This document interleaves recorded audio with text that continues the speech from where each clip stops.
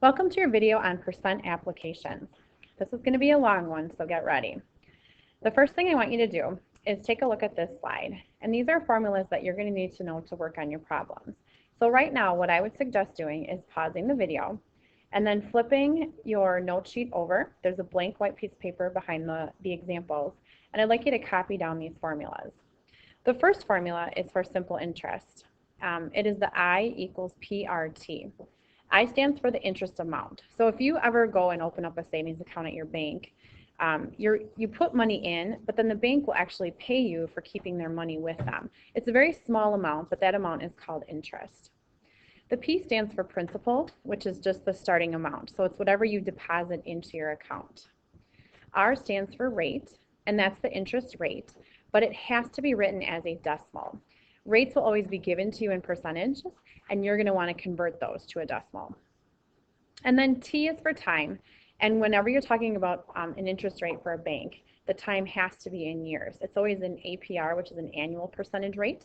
So if, for example, you're giving your time in months or days, you're going to have to convert that to years.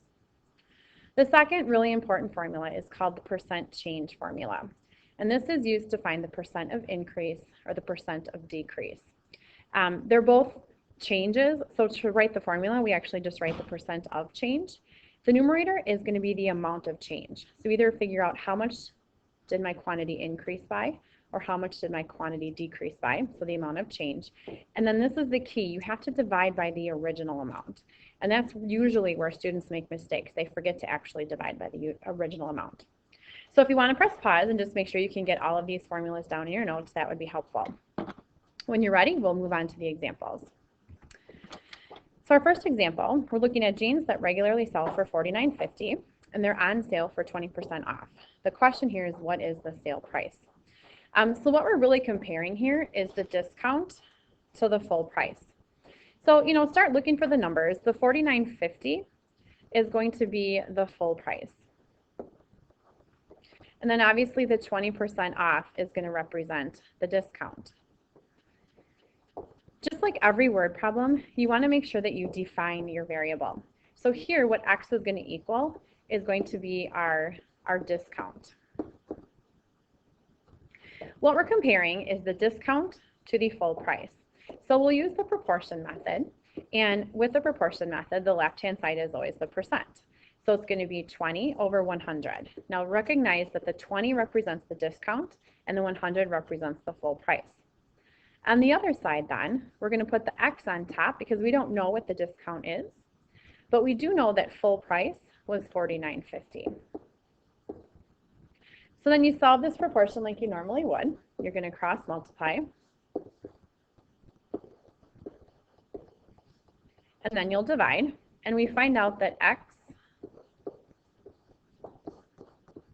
is equal to 9.9, but because we're talking money, you'll want to write that as $9.90. Now the question said, what is the sale price? If you write $9.90, you are not correct.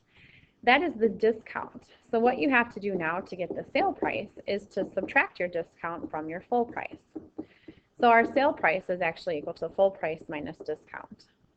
So we'll take the $49.50, take off the $9.90, and that will give us our sale price.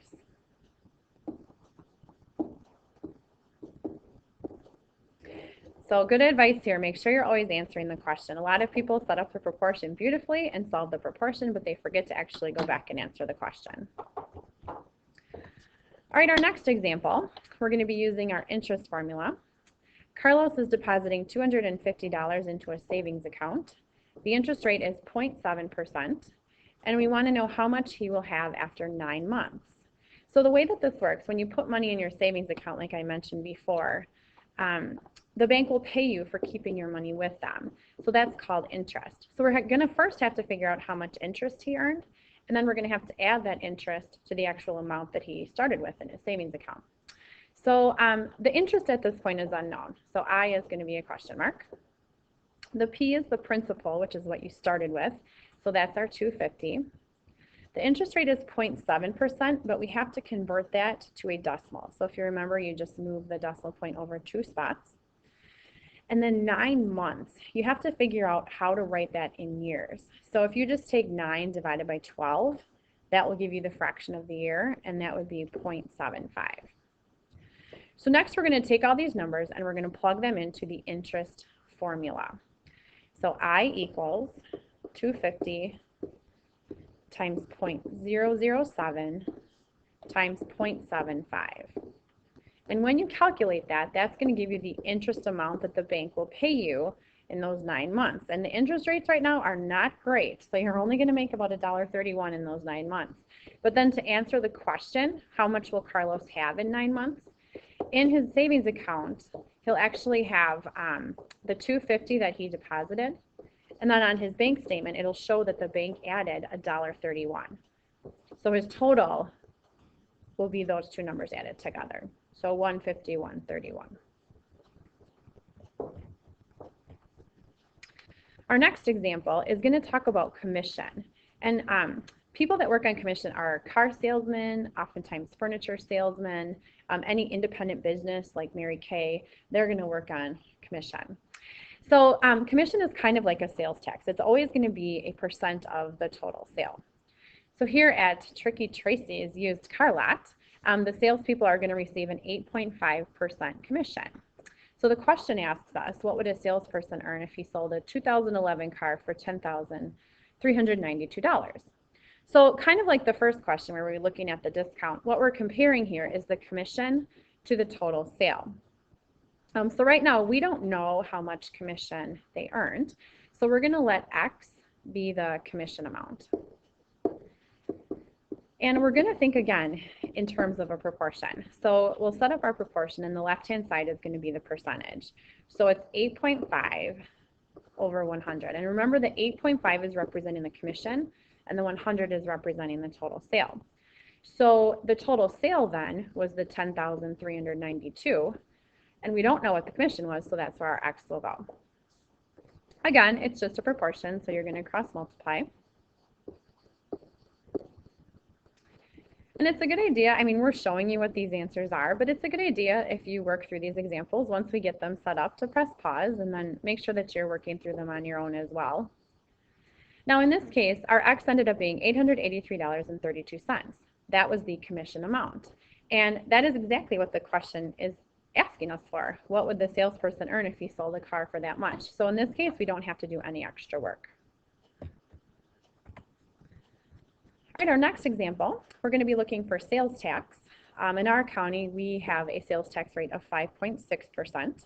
And so the question is, how much are we going to pay on the purchase of an iPad that is $399? What we're comparing here is the tax amount to the total amount. So again, it's going to work a lot like commission or even kind of like an interest. So our X, our unknown, is going to be the tax. We'll again think in terms of proportion where we're comparing the tax to the total. So we have 5.6%, so we'll put that over 100. We don't know the tax, but we do know that our total was $399. So again, we have a simple proportion that we're going to solve by cross multiplying. And by doing this, we find out that our tax ends up being $22.34.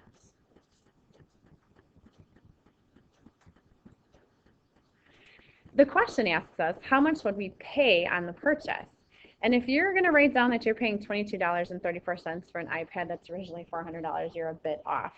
Your total bill is always going to be found by taking the amount of your purchase, that's like your subtotal, and then you add on your tax. So then we have to add on the $22.34.